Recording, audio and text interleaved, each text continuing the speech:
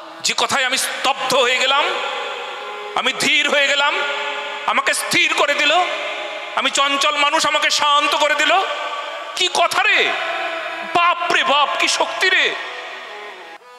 সন্তান উৎপাদন করুন, কিন্তু সন্তানকে সংস্কার দিতে না পারলে পশু পাখিও সন্তান উৎপাদন করে, এটা দেখে রাখবেন।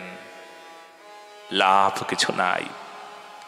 আপনি সনাতনী, আপনার জন্য কিছু বিশেষত্ব আছে, সেগুলো না জানলে তো চলবে না, সেগুলো না বুঝলে তো চলবে না।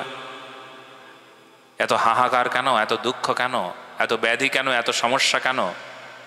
শুধু না জানা এত সমস্যা। আপনি এসেছেন, আপনার ছেলেটাকে আসতে দেন নাই, মেয়েটাকে নিয়ে আসেন নাই। লজ্জার বিষয় কি জানো? ওকে জন্ম দিয়েছি, স্কুলে পড়িয়েছি, কলেজেও পড়াচ্ছি, কিন্তু ধর্ম দিই নাই, সংস্কার দিই নাই। যদি ধর্ম দিতাম তাহলে ওখানে না গিয়ে ঠক করে দাঁড়িয়ে পড়তো। বাপরে কি কথা বলে রে, এটা কোন কথা?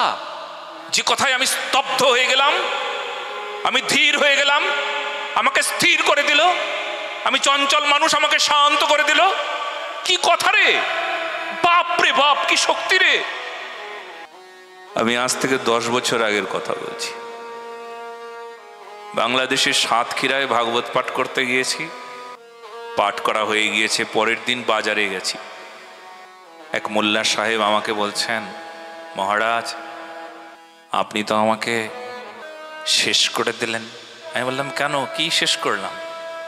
বলে, আমি বাজারে যাচ্ছিলাম, আমার অনেক কাজগুলো ছিল, কিন্তু আমাকে সমস্ত কাজ থেকে আপনি সরিয়ে নিয়ে আমাকে অমন করে বেঁধে রাখলেন। আমি কোথায় বাঁধলাম? বলে, আপনার কথাগুলো আমাকে বেঁধে ওখানে বসিয়ে দিল, জানেন? আজও যাব।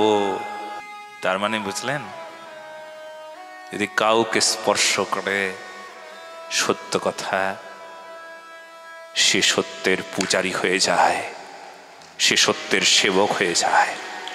নিজের সমস্ত কিছু ছেড়ে দিয়ে সে সত্যের সেবা করে, ধর্মের সেবা করে।